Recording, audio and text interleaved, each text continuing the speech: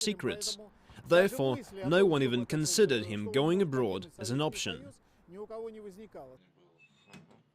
Yuri Rybakov is a well-known Soviet dissident. He first heard Sakharov's name in the 1970s while listening to radio broadcasts. Western radio signals were jammed by the Soviet Union, but dissidents found ways around the static. It was possible to get rid of the radio jamming with this Navy receiver. It was everywhere in the Soviet Union, and with its help we could learn the truth of what was going on in our country. It helped us find out Andrei Sakharov's thoughts, his essays, and his activities. Soviet dissidents used to typewrite Sakharov's essays. They covertly posted them on the streets. KGB agents were on a permanent lookout for them. This battle against the grassroots movement raged for many years. We made flyers and we posted them in residential areas, in back streets, in courtyards. Our flyers said the truth. Sakharov himself was saying, and exposed the lies that the Soviet press started to publish about him. Gradually, human rights advocacy became Sakharov's main occupation.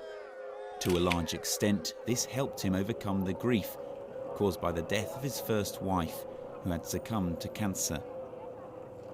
A few years later, Sakharov met Yelena Bonner at a dissident court trial. Yelena Bonner is an outstanding woman with a strong character, and she had a serious influence over Andrei Sakharov. As you know, he was very open, and you can feel that his wife's actions did influence his behavior. In the 1980s, prominent Soviet artist Sergei Bocharov volunteered to paint Sakharov's portrait. However, the work remained unfinished. He found the relationship in the Sakharov family so intriguing that he wanted to include Yelena Bonner because of her great influence over her husband. As we talked with Dr. Sakharov, I counted 7 slaps Bonner gave him. She did it every time. She didn't like something. And then I started to draw her. She was shocked. "Are you going to draw me too?" And I said, "Of course I am. I will only draw you because you have a tremendous influence over him." I showed her my sketch, and she tried to rip it out of my hands, and I actually had to run with it to save it from her. Sakharov took to heart any attack on his wife.